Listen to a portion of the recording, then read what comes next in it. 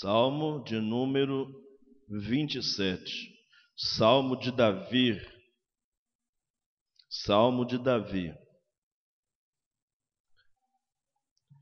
O Senhor é a minha luz e a minha salvação. De quem terei medo? O Senhor é a fortaleza da minha vida. A quem temerei? Quando malfeitores me sobrevêm para me destruir, meus opressores e inimigos, eles é que tropeçam e caem.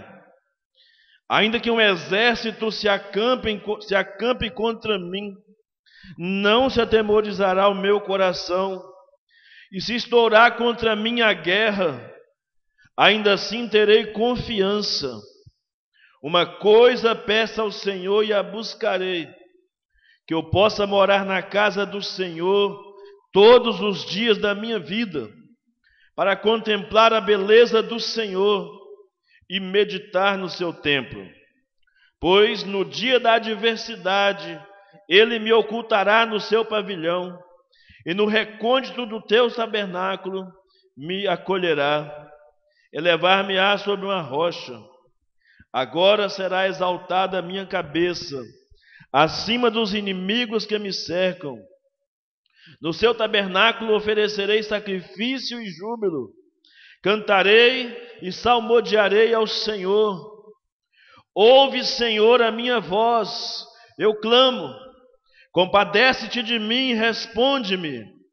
Ao meu coração me ocorre.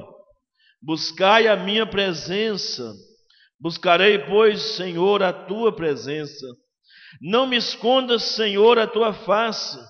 Não rejeites com ira o teu servo. Tu és o meu auxílio. Não me recuses, não me desampares, ó Deus da minha salvação. Porque se meu pai e minha mãe me desampararem, o Senhor me acolherá. Ensina-me, Senhor, o teu caminho, e guia-me por vereda plana, por causa dos que me espreitam. Não me deixes à vontade dos meus adversários, pois contra mim se levantam falsas testemunhas, e os que só respiram crueldade. Eu creio que verei a bondade do Senhor na terra dos viventes. Espera pelo Senhor, tem bom ânimo, fortifique-se o teu coração. Espera, pois, pelo Senhor. Amém. Nosso Deus, nosso Pai, te agradecemos pela tua palavra nesta noite. Pedimos que esta palavra, ó Deus, ocupe lugar central em nosso coração. E nesse instante, ó Deus, que todos os temores caiam por terra e a confiança na soberania e no controle do Senhor esteja sobre nós. Esteja na força do teu poder, ó Pai. Cuida de nós. Cuida das nossas emoções e nos dê livramento de todos os males que espreitam contra a nossa alma, contra as nossas emoções, ó Pai.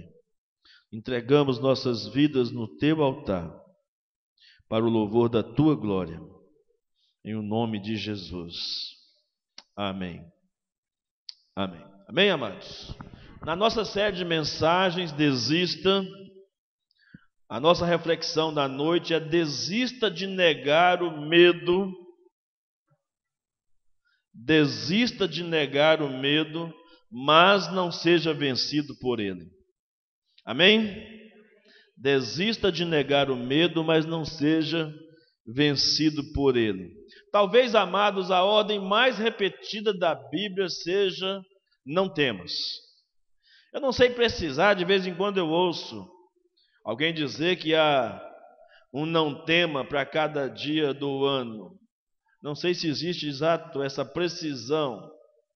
Mas uma coisa eu sei, que em várias partes das Escrituras há um não temas de Deus. Então, parece que naturalmente deveríamos reprimir o medo, ou rejeitar ou negar o medo. Talvez alguns de nós poderíamos pensar nesta noite: mas o medo não é algo que nós deveríamos lançar fora. Eu quero dizer que a resposta é sim e que a resposta também é não.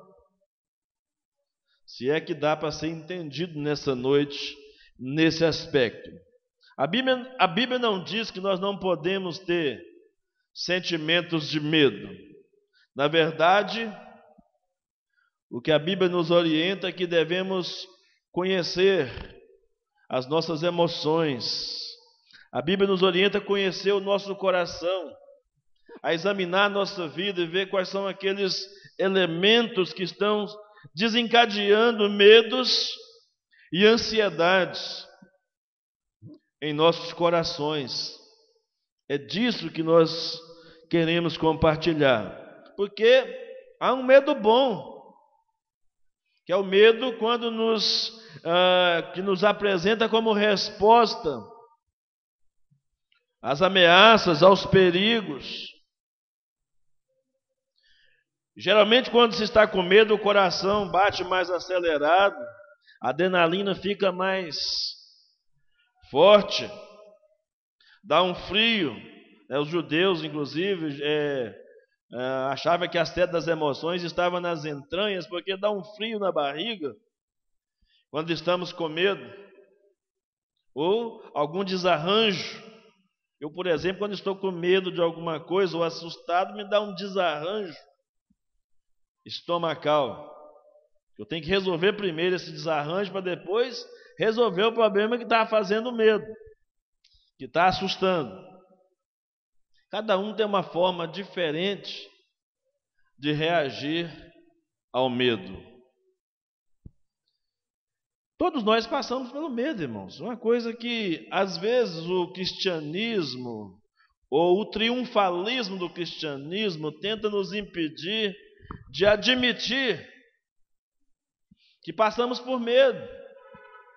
E o medo geralmente traz consigo a sua irmã gêmea, que é a ansiedade. O medo traz consigo a ansiedade. Por exemplo, passamos por medo quando vamos fazer algum tipo de prova.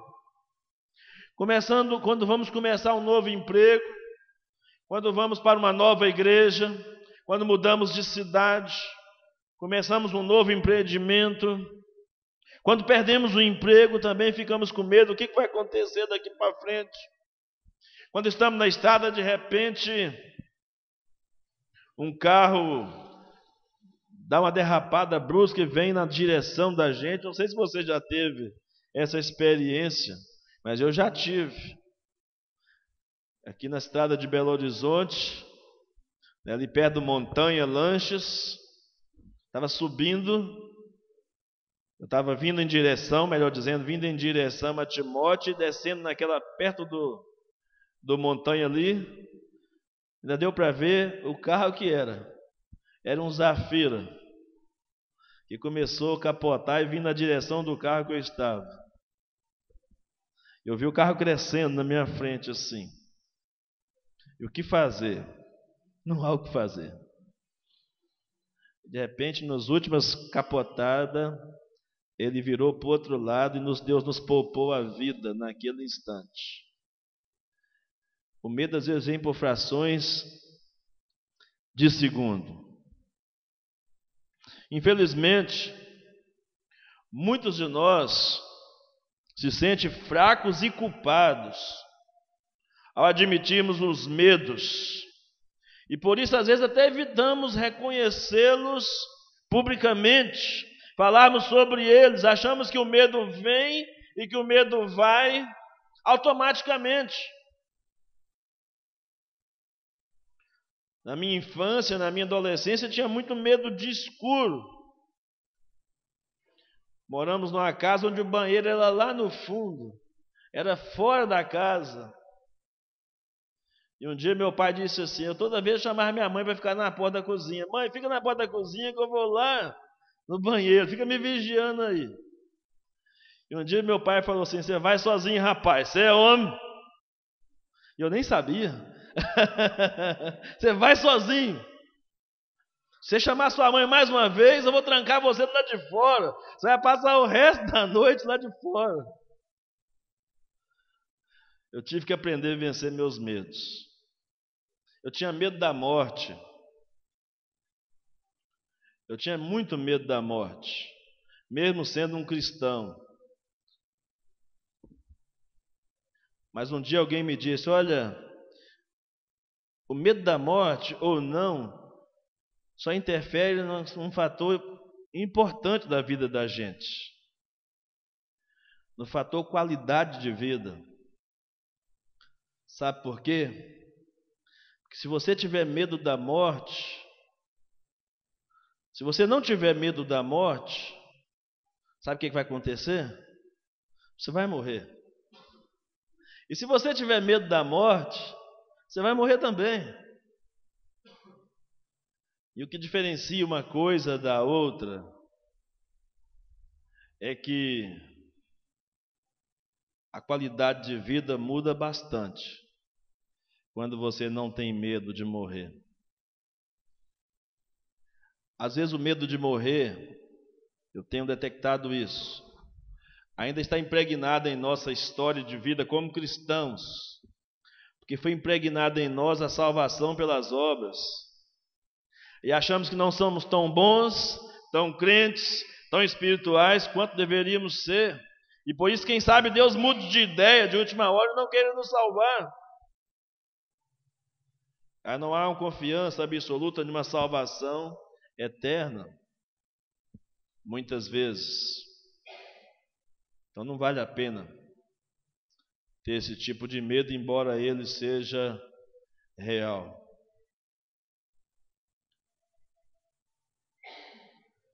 Muitos são os medos que nos acometem ao longo da caminhada. O medo é um sentimento que cada um de nós tem experimentado no dia a dia. Se você fizer uma busca pela internet, por exemplo, lá no Pai Google, você vai encontrar lá mais de 400 tipos de medo diferentes.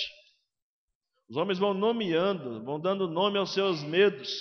Eu separei alguns aqui, só para os irmãos terem uma noção, talvez você nunca tenha ouvido falar. Por exemplo, a blutofobia. Já ouviu falar nesse medo? Talvez aqui alguns tenham, que é medo de tomar banho. Tem gente que tem medo de tomar banho. A blutofobia. Aclofobia. Medo ou horror exagerado pela escuridão. É o que eu tinha. Tinha muito medo de escuridão. Confesso que ainda de vez em quando tudo apaga, dá um friozinho na barriga, né? Mas é normal para seres humanos mortais. Eu aprendi a lidar com isso. Claro. Claustrofobia. Será que alguém tem claustrofobia aqui? Claustrofobia é medo de lugar fechado. Ai, se o elevador parar. Já pensou? Se o elevador parar com você no meio da parede do prédio lá? Oh, Jesus, tem misericórdia. Claustrofobia. Temos também a brontofobia. Será que alguém aqui tem brontofobia? Brontofobia é medo de trovões e relâmpagos. Tem gente que entra debaixo da cama, como se isso fosse resolver alguma coisa. Brontofobia. Mas achei interessante um outro aqui, irmãos. Aikimofobia. Será que alguém aqui tem aikimofobia? Mas não é medo do Alckmin não, viu? Alquimofobia é medo de agulha. Tem cada marmanjo, né? Para não dizer eu, que quando vai fazer um exame de sangue, tomar uma injeção, ai meu Deus do céu, que medo. São os mais variados, tipo de medo. Eu achei interessante, tem gente que tem medo de árvore. Dendrofobia, medo de árvore. Esse aqui de sinofobia é normal, medo de cães. O Cris não tem. Pastor Cristiano não tem, porque já tem um cão lá, né? Mas eu tenho medo até de vira-lata, né? E assim por diante, irmãos. Mas 2 medos me chamou mais atenção aqui. Teofobia, medo de Deus. ou medo da religião. Tem gente que tem medo de Deus, mas é um medo destrutivo. Que temer a Deus e ter medo de Deus deveria todo cristão ter. A Bíblia diz que os demônios creem e até estremecem de medo do poder de Deus. E os cristãos deveriam tê-lo também nesse aspecto, quando está relacionado diretamente com o pecado. E também existe a eclesiofobia, que é medo de igreja. Eu não sei se essa onda de desigrejados está ligada ao medo de igreja, mas tem gente que tem um medo, algum trauma. Eu tenho uns primos que têm trauma de igreja, porque meu tio levava eles à igreja evangélica aos beliscões. Eles morrem de medo. Quando fala de igreja com eles, eles tremem todos. Já velhos, tem deles que têm mais de 60 anos de idade, ainda tem medo de igreja até hoje. Porque toda vez que ia para a igreja, era as bases dos beliscões e dos safanões. Era terrível. E esse tio meu tinha um medo chamado escopofobia, que é o medo de ser olhado pelas pessoas. Ele não tomava café, por exemplo, em copo americano, porque ele tinha medo que as pessoas pensassem que era conhaque que ele estava tomando. Não tomava água em copo americano, porque tinha medo que as pessoas pensassem que era uma branquinha, uma cachaçinha. Então ele era dominado pela escopofobia. Então, irmão, só para ter uma noção de que o medo é algo que todo homem tem experimentado, uns mais, outros menos, mas sempre estamos batendo na trave, sempre estamos tendo de bater de frente, ter que bater de frente com o medo, em algum momento, em alguma parte da nossa história. Toda semana, irmãos, já prego há mais de 30 anos, pela misericórdia de Deus. Sou pregador há mais de 30 anos. Eu creio que beirando os 40 anos de pregador. Mas até hoje eu sinto um friozinho na barriga para subir aqui. Durante a semana, para me preparar, para saber, Deus, o que o Senhor tem comigo para compartilhar com o teu povo no domingo à noite. O que o Senhor quer de mim é uma responsabilidade. Mas esse medo, que às vezes poderíamos chamar aqui de ansiedade, ou que algumas pessoas chamam de borboleta no estômago, é um medo bom, é um medo que nos alerta, é um medo que nos faz ficar antenado com o propósito de Deus, nos ajuda a sermos mais complacentes e misericordiosos com os outros que estão ao nosso redor. E para mim particularmente, quando experimento esse medo, a cada semana que vou pregar, serve para me humilhar diante do Senhor e dizer para mim mesmo, me lembrar que a pregação não é sobre mim, é sobre Jesus. É me humilhar para dizer que eu preciso estar completamente dependente de Deus, apesar dos conhecimentos que tenho. Não basta só conhecimento. Para um bom pregador é necessário dependência de Deus. Porque conhecimento até um ímpio pode ter, mas dependência de Deus só aqueles que se humilham perante a potente mão do Senhor. Então, pode ser uma coisa boa, mas o medo também pode ser uma coisa ruim.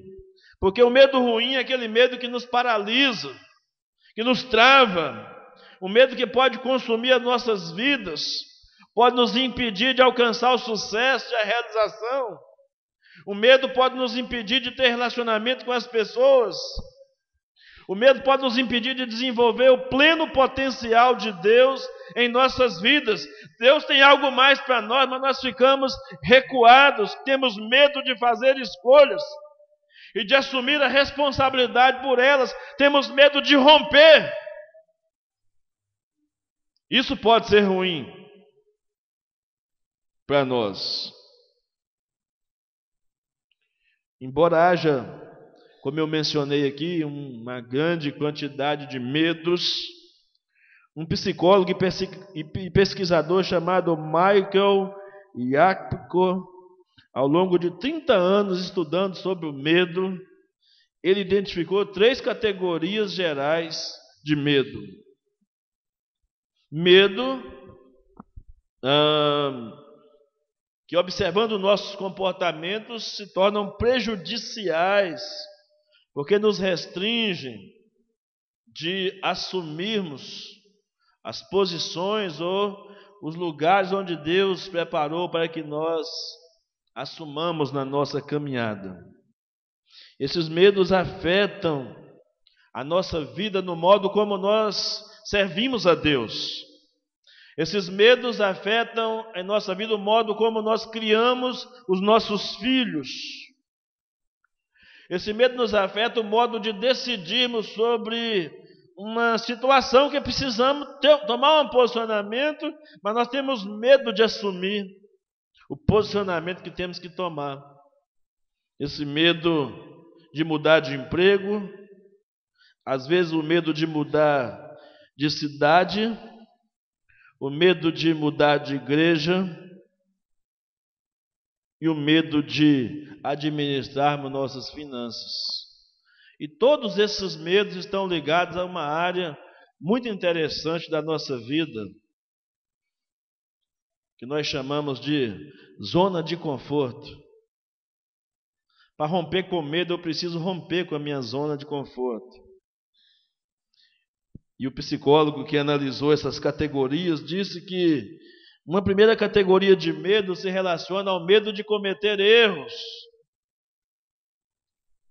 Nós temos medo de que ao tomarmos a nossa decisão em relação a qualquer tipo de situação, nós venhamos a cometer erros. E pessoas que temem cometer erros geralmente são perfeccionistas. E o perfeccionismo, longe de ser uma qualidade, é um defeito. Porque eu não me permito uma margem de erro, né? Nós não somos como as pesquisas eleitorais, né? Que dão uma margem de erro de 2 pontos para cima, 2 pontos para baixo. Nós queremos exatamente que tudo funcione exatamente como nós planejamos que funcione. Por quê? Mas sabe qual que é a razão desse medo? É o medo de decepcionarmos a nós mesmos, decepcionarmos a nossa família, decepcionarmos as pessoas que estão ao nosso redor. Nós temos muito ainda que dar satisfação de nós mesmos para os outros. Isso nos causa medo e nos assusta. Nós temos medo de críticas reais e críticas irreais ou imaginárias. E aí nós criamos expectativas erradas a respeito de nós mesmos, a respeito da situação do momento e a respeito dos outros. Criamos medos, o medo de cometer erros. Uma segunda categoria mencionada pelo psicólogo sobre os medos é que ele fala sobre medo de rejeição. Parece ser uma coisa assim tão ainda antigo, ultrapassado, mas é uma realidade presente. O medo da rejeição. As pessoas têm medo de fazer parte de um novo grupo, de entrar numa situação, de um novo trabalho, de uma nova sociedade, se relacionar com novas pessoas. Medo da rejeição. As pessoas têm medo de começar uma conversa com o patrão, de começar uma conversa com o pastor. Começar uma conversa, o marido conversar com a esposa conversar com o marido. Filhos, às vezes, têm medo de falar com os pais o que estão pensando. Nós somos criados dentro desse contexto da rejeição, dessa indecisão, por causa da rejeição. O que os outros vão pensar? Será que as pessoas vão agir de forma inadequada comigo? Aí eu fico então na retaguarda, eu não tomo posição, mantenho-me na zona de conforto, achando que estou seguro nela, o que é uma ilusão. Lugar de crescimento é no deserto e não na zona de conforto. Mas nós preferimos sempre a zona de conforto.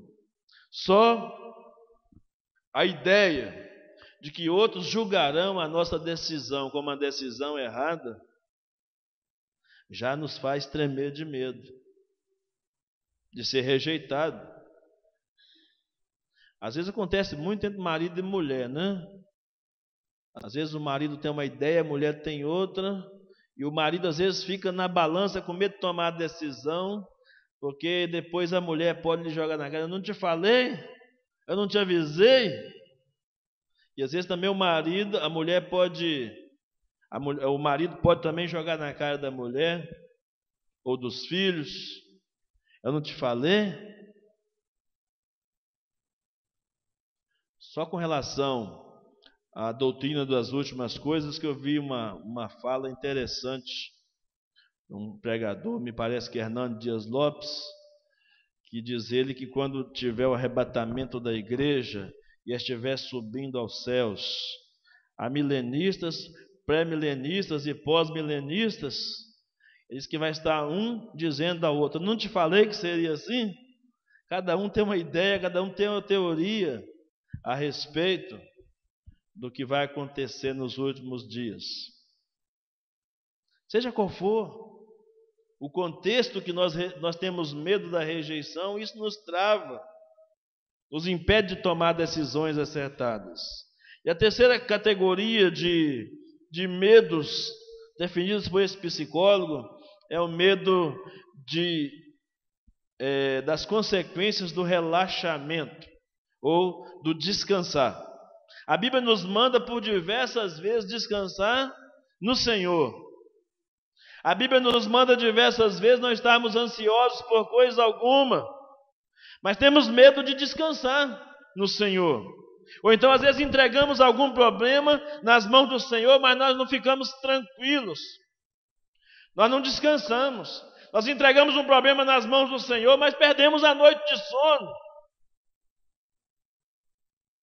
com aquele problema.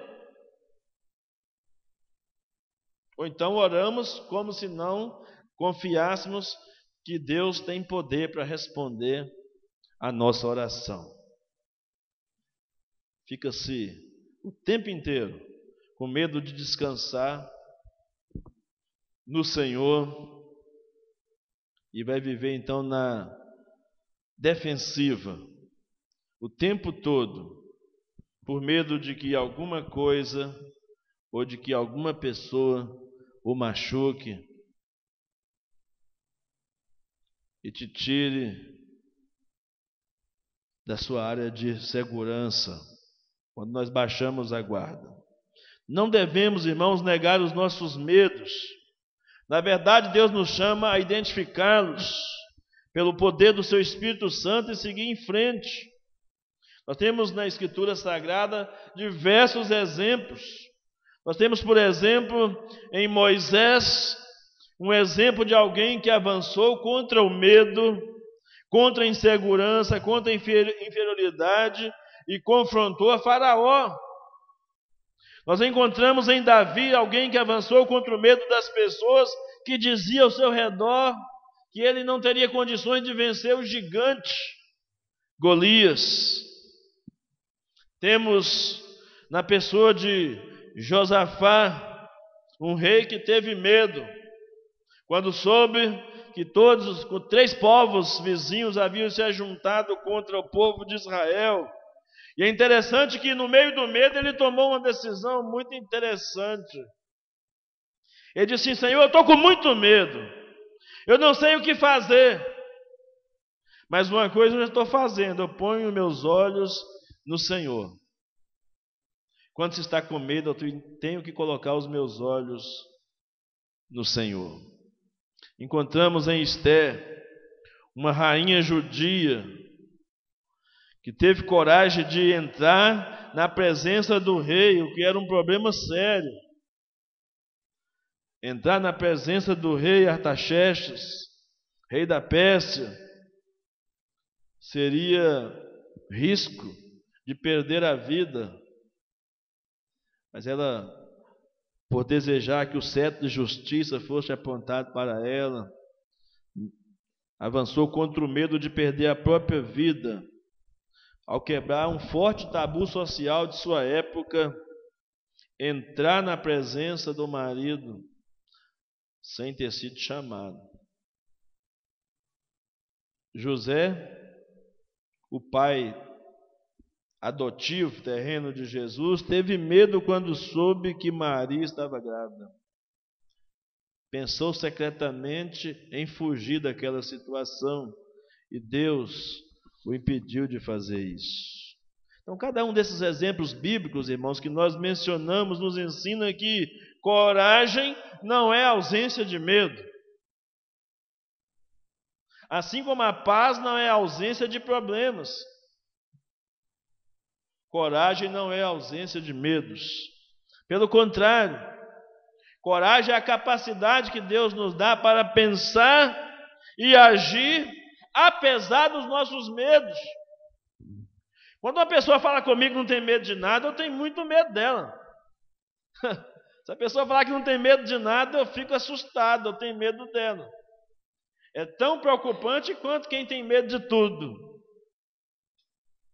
E os medos são interessantes, irmãos. O medo tem uma proporção exata para cada pessoa que o sente. Alguém pode achar muito estranho alguém ter medo de barata. Mas só quem tem medo de barata sabe o que é ter medo de barata.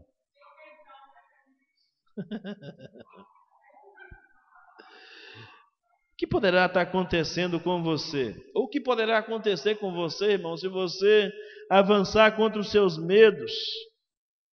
Imagine a possibilidade, ou as possibilidades, nesta noite, que você teria, que você poderia cometer erros, que você pode tomar decisões erradas, que você pode ser imperfeito, e ainda assim ser amado de Deus e amado por nós, apesar de. Eu não preciso provar mais nada para ninguém, para ser amado de Deus e para ser amado pelos outros. Quem me ama de verdade vai me amar apesar dos meus defeitos, dos meus erros, das minhas limitações. Quem te ama de verdade vai te amar apesar das decisões equivocadas que você tomar. E que eu tomar. Eu louvo a Deus pela existência dos irmãos dessa igreja, porque todos sabem os meus erros, meus fracassos, minhas dificuldades, minhas limitações. Isso não impede os irmãos de me amarem, de me tolerarem, de me abraçarem, de me aceitarem como eu sou. Lógico que muitas vezes não concordando de como eu sou, mas também de não colocando um punhal no meu peito e dizer, porque você não é o que eu gostaria que você fosse, então não vou te amar. Aí me lembrei daquela família dinossauros, né? Vai ter que me amar, vai ter que me amar. Me lembrei agora do Dino, né? Vai ter que me amar. Né? Que coisa boa, irmãos, quando a gente se permite ao erro, quando a gente se permite ao fracasso, às decisões equivocadas, sem estar preocupado se vamos ser amados ou não. Isso é uma terapia para a nossa alma, isso é uma restauração para a nossa alma. Não há nada que você faça que faça Deus amar, não há nada que você faça e não há nada que você deixe de fazer que faça Deus amar você mais ou Deus amar você menos. A Bíblia diz que Deus é amor. Amém? A essência do amor é Deus. E Ele nos ama apesar de. Então, se permita cometer erros, se permita ser imperfeito, se permita tomar decisões erradas, sem ter o medo de não ser aceito e de não ser amado. O que você faria? Como seria a sua vida se você não necessitasse da aprovação das pessoas? Eu quero dizer para os irmãos que esse negócio é terrível. Necessitar da aprovação das pessoas. Os irmãos conhecem a minha história, alguns irmãos aqui conhecem a minha história. Quando eu fui examinado para ser pastor, foi batido o martelo, um veredito sobre a minha vida. Eu era um menino, era um adolescente, já no início da juventude, 21 para 22 anos de idade, quando me aventurei a ser um pastor. E alguém então bateu na mesa do concílio. Um pastor bateu na mesa do concílio e falou: esse menino não vai dar em nada. Eu não sei se eu dei em alguma coisa, mas eu passei mais de 3 anos da minha vida tentando provar que ia dar em alguma coisa. E foi só fracasso. Quanto mais eu tentava provar para as pessoas que eu ia dar em alguma coisa, mais eu me fracassava.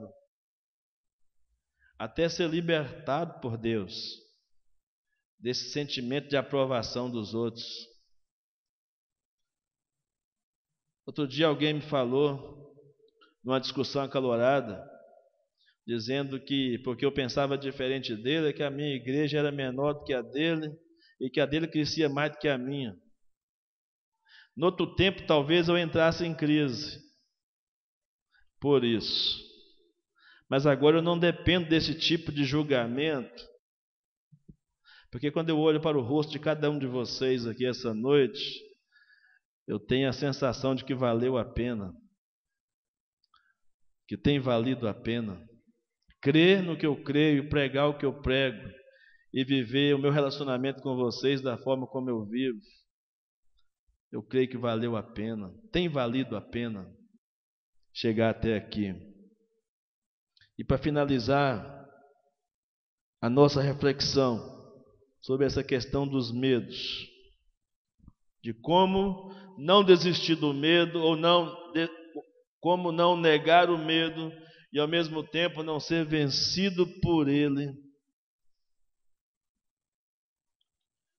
O que você faria para Deus com seus dons, com seus talentos, com seu chamado? O que você tem feito do seu chamado? Cada um de nós aqui nesta noite temos um chamado de Deus. O que você tem feito com o seu chamado? E o que você faria se soubesse que mesmo que falhasse,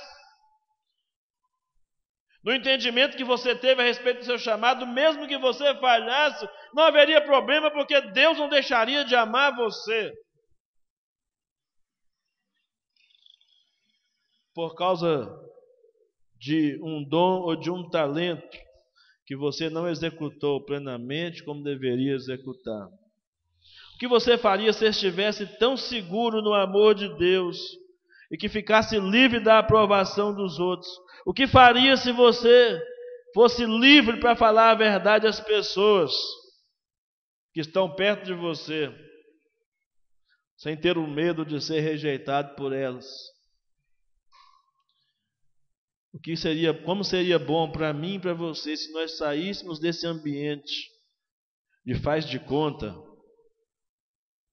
Porque a vida cristã não é uma vida de faz de conta. A vida cristã é uma realidade diária de batalha espiritual e de luta contra os poderes das trevas e de uma busca intensa por uma vida de santidade, uma vida que agrada a Deus. E eu quero terminar chamando você para olhar novamente para o Salmo 27, que nós olhamos agora há pouco. Salmo 27. Seja qual for o tipo de medo que você tem lutado contra ele, não é tão simples assim superar o medo. Mas é importante buscar o Senhor e colocar os olhos no Senhor.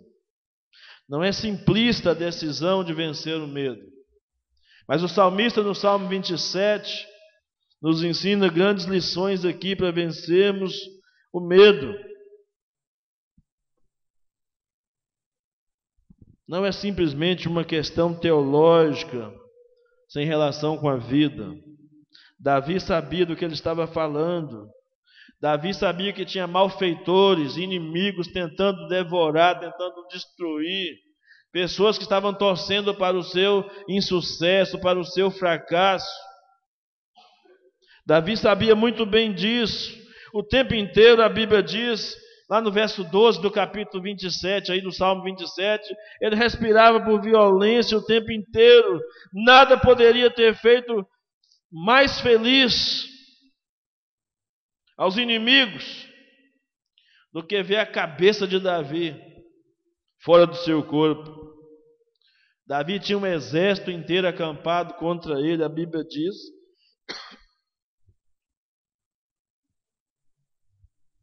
Fico imaginando que aqueles reis inimigos talvez tivessem dito para os seus soldados: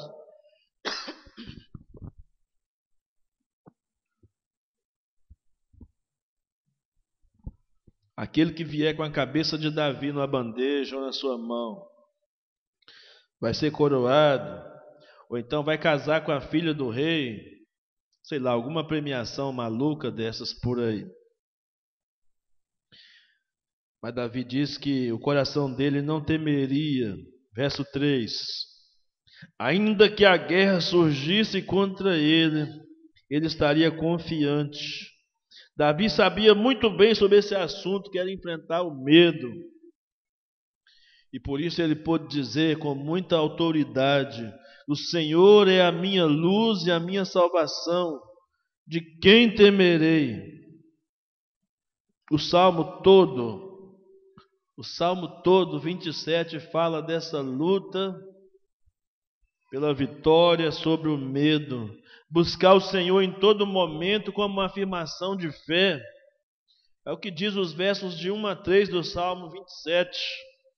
Buscar o Senhor em um momento de medo, inclinando para o próprio Senhor, se voltando para Ele, buscando intencionalmente a presença do Senhor.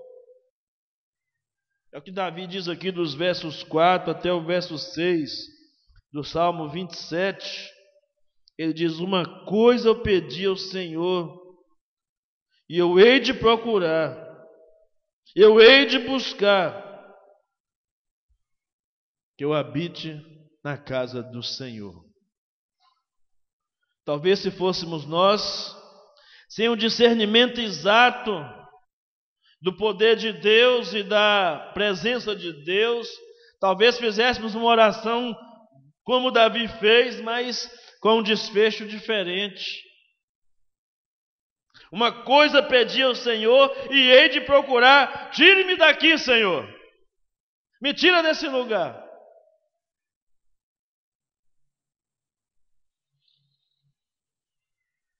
Não, mas não foi isso que ele falou. Eu quero habitar na tua presença. Eu quero viver para a tua glória. Nos versos 7 até o verso 12, Davi mostra aqui que os medos vão e vêm. Os medos vão e vêm.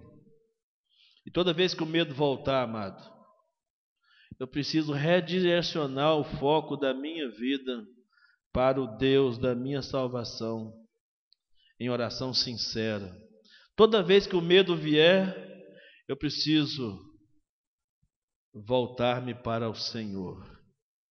Já contei uma ilustração algum tempo atrás, eu acho que vale a pena contar de novo. Uma vez na Escócia, numa escola bíblica dominical, um pastor pregando disse: quem tem medo do diabo aqui, levanta a mão. E a igreja inteira levantou a mão, inclusive o pastor. Mas o pastor observou que uma criança de 9 anos, assentada no banco da frente, não levantou a sua mão. E ele ficou incomodado com aquilo, porque todo mundo tinha levantado a mão com medo do diabo. E perguntou de novo: quem tem medo do diabo, levanta a mão.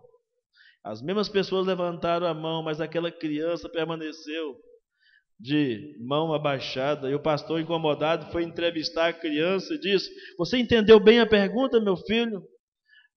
Entendi, pastor. E você não tem medo do diabo? Você tem certeza que entendeu a pergunta? Tenho certeza. E você não tem medo do diabo? Não, pastor, não tenho medo do diabo. Mas não é possível. Como é que alguém não pode ter medo do diabo? E por que você não tem medo do diabo, meu filho? Ele não te tenta? Ele não te assusta? Pastor, eu confesso, ele me tenta muito e me assusta bastante, mas eu não tenho medo dele. E por que você não tem medo dele? Ah, pastor, não tenho medo do diabo, sabe por quê? Porque toda vez que ele bate à porta do meu coração, eu peço Jesus para atender.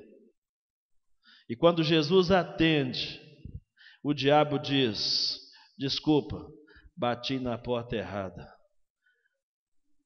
Deveria ser assim conosco também. Que o diabo sempre bata na porta errada do nosso coração. Ou então que Jesus sempre atenda quando nós somos tentados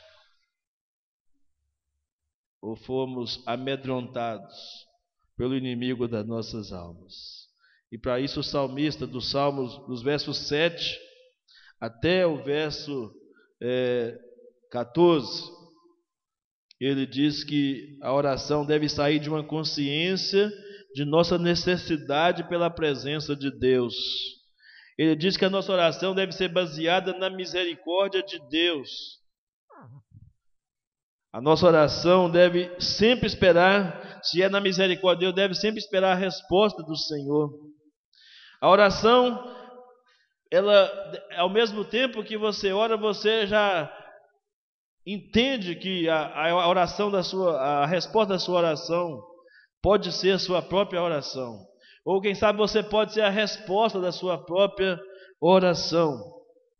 Oração deve ser uma busca pelo próprio Deus, e não somente uma busca pelas respostas de Deus. O salmista deixa claro isso aqui, nos versos de 8 a 9.